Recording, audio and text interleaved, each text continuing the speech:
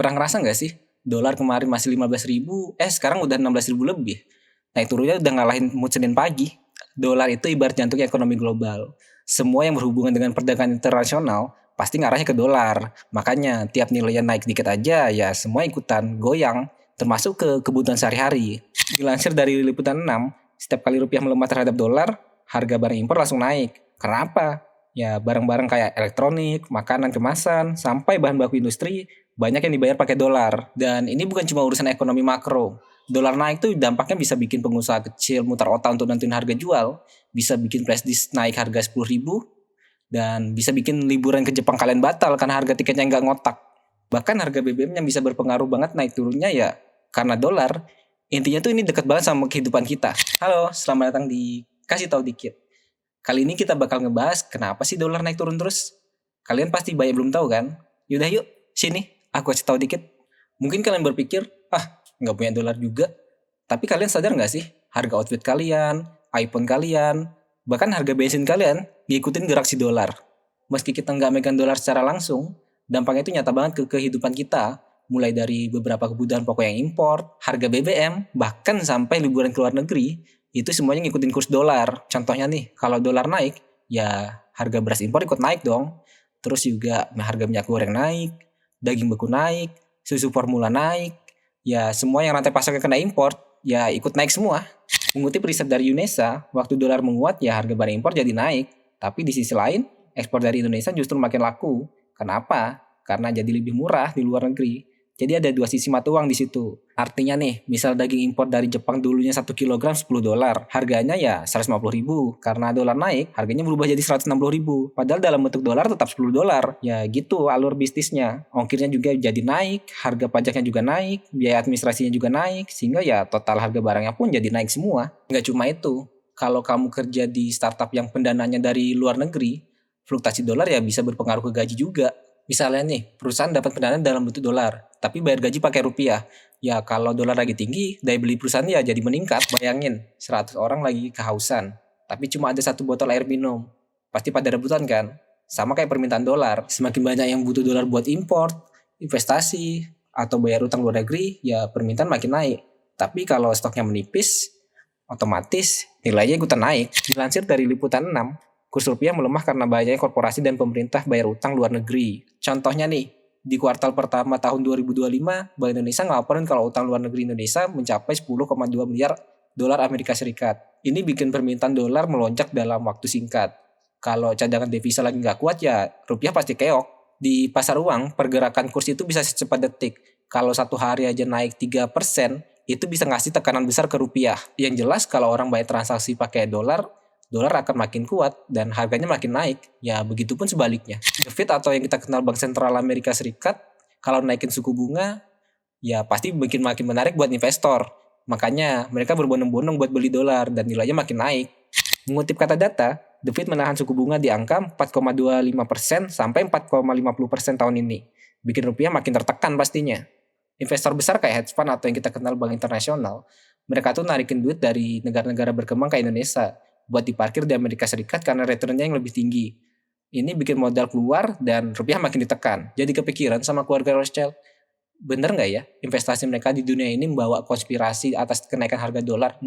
Mungkin kita bisa bahas di episode ke depan. Kalau dunia lagi nggak jelas, dolar jadi tempat ngungsi paling aman. Di tengah-tengah perang, krisis, atau resesi, investor pasti nyari aman dong pastinya. Dan mereka pasti milih dolar buat parkir uang mereka. Dilansir dari Kompas, ketidakpastian global yang tinggi bikin rupiah makin labil. Investor pilih minggat ke aset aman kayak dolar. Misalnya, konflik geopolitik di Timur Tengah, atau ketegangan antara Taiwan dan Tiongkok. Biarpun kejadiannya di luar Indonesia, tapi efeknya bisa langsung ke pasar uang kita. Karena apa? Karena uang itu penakut. Sedikit aja resiko, ya langsung pada kabur. Minyak turun, emas naik. Tapi kok dolar tetap ngegas? Emang aneh sih. Tapi ini nyata. Dolar dan harga komoditas tuh saling tarik ulur. Kalau dolar menguat, harga minyak dan emas biasanya turun. Ya begitu pula sebaliknya. Menurut World Bank yang dilansir dari Reuters, harga komoditas bakal turun 12% di 2025. Tapi emas tetap naik karena jadi tempat paling aman buat investor berlindung. Alasannya pasar lagi galau, ketidakpastian global mulai dari geopolitik sampai inflasi. Bikin investor ya cari safe haven atau tempat berlindung paling aman. Nah, emas jadi primadona karena nggak gampang goyang kayak saham atau mata uang. Sementara itu kalau dolar makin kuat, harga komoditas kayak minyak jadi makin mahal buat negara lain. Akibatnya permintaan turun, harganya ikut turun juga. Jadi meskipun emas naik, komoditas lain bisa nyungsep gara-gara efek domino dari dolar yang ngegas. Indonesia sebagai pengekspor komoditas pasti kena imbasnya juga dong. Misalnya nih, kalau harga batu bara turun, pendapatan negara dari ekspor pasti juga menurun dong. Kalau dolar masuk ke Indonesia makin sedikit, rupiah makin melemah. Ini lingkaran ekonomi yang saling berpengaruh. Investor asing tuh kayak turis. Datang kalau lagi nyaman, kabur kalau lagi mendung. Waktu mereka datang ke Indonesia, mereka tukar dolar ke rupiah. Rupiah makin menguat dong. Tapi waktu mereka cabut, rupiah bisa langsung goyang. Mengutip inilah.com, ada arus keluar modal asing dari Indonesia yang bikin rupiah makin melemah di awal 2025. Mungkin ini alasan Pak Jokowi bangun IKN buat narik investor asing buat berinvestasi ke Indonesia.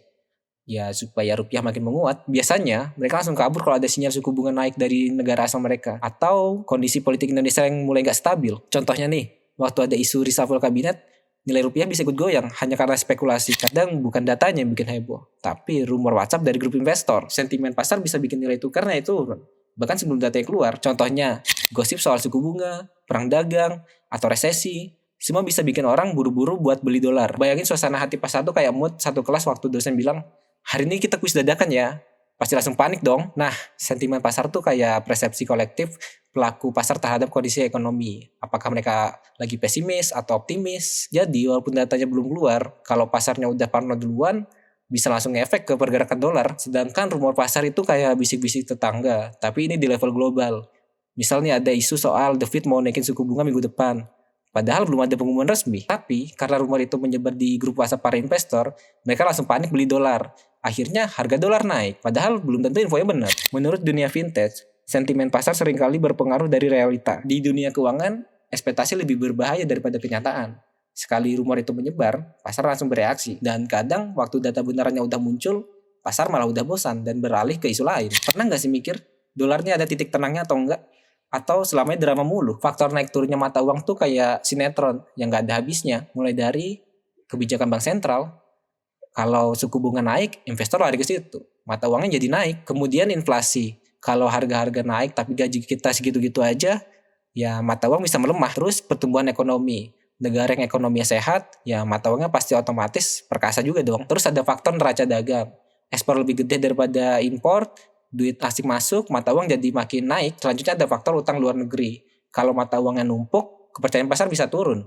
Bikin mata uang ikut anjlok. Terus ada sentimen dan rumor pasar. Ini tadi udah kita jelasin. Ini yang bikin pasar sering lebih duluan. Yang terakhir ada harga komoditas. Terutama buat negara yang ekonominya bergantung sama ekspor barang tambang dan energi. Jadi kapan sih dolar bisa stabil? Ya kalau faktor di atas bisa seimbang dan dunia nggak ada drama. Tapi ya gitu, dunia emang hobi drama. Stabil atau enggaknya dolar itu tergantung banyak faktor eksternal. Misalnya nih, kalau The Fed turunin suku bunga dan ekonomi global mulai adem, biasanya nilai dolar makin kalem. Tapi kalau ada krisis politik, perang atau inflasi tinggi, siap-siap aja, dolar bakal kembali bergejolak. Menurut prediksi dari Bloomberg, meskipun tekanan terhadap dolar cukup tinggi, penguatan masih akan terjadi secara berkala. Sebenarnya pemerintah Indonesia udah punya alat buat stabilisasi, kayak intervensi pasar falas dan pengelolaan suku bunga domestik. Tapi tetap aja, selama dunia masih gonjang-ganjing, daya tukar juga bakal ikut goyang. Kalau penggunaan kris kira-kira berpengaruh nggak ya terhadap stabilitas rupiah? Kris memang bukan senjata utama buat nahan dolar, tapi dia bagian dari strategi jangka panjang buat bikin ekonomi kita makin kuat dan rupiah makin jadi tahan banting. Kayak vitamin, efeknya mungkin memang nggak instan, tapi penting banget buat daya tahan ekonomi. Nilai tukar bukan cuma soal ekonomi makro, tapi bisa bikin penguasa kecil ngelus dada juga. Kalau dolar naik, biasanya biaya impor bahan baku juga ikut naik. Ini bikin pelaku usaha yang bergantung pada produk luar negeri ikut terbebani. Di sisi lain, pengusaha ekspor bisa senyum-senyum karena barang mereka yang jadi lebih murah di pasar global. Dilansir dari Kementerian Perdagangan, lebih dari 60% UKM yang melakukan impor bahan baku mengalami tekanan biaya produksi sejak dolar menembus angka 16.200 di awal tahun ini. Jadi buat para pelaku usaha penting banget ngelakuin lindung nilai atau hedging. Minimal tahu deh kapan harus borong bahan baku sebelum dolar naik. Selalu ada pertanyaan klasik. Kenapa sih nggak pakai rupiah aja buat transaksi internasional? Jawabannya nggak segampang itu. Dolar udah jadi mata uang utama dalam perdagangan global ya sejak lama. Tapi Indonesia dan beberapa negara di ASEAN udah bergerak ke arah dedolarisasi. Contohnya, transaksi bilateral lewat mata uang lokal. Rupiah ke yuan, rupiah ke baht. Menurut Bank Indonesia, tahun 2025 ini, lebih dari 11% perdagangan bilateral Indonesia-Tiongkok sudah nggak pakai dolar. Langkah ini tuh penting banget buat jangka panjang. Selain buat rupiah makin menguat, juga bikin Indonesia jadi lebih tahan guncangan kalau dolar lagi naik tajam. Tapi jalannya masih panjang, nggak segampang itu. Kita masih harus perlu konsisten dalam kebijakan serta diplomasi ekonomi lintas negara. Oke, itu dia sedikit pembahasan kita tentang dolar. Jangan lupa like, comment, and subscribe. Atau kalian mau diskusi bisa ke kolom komentar.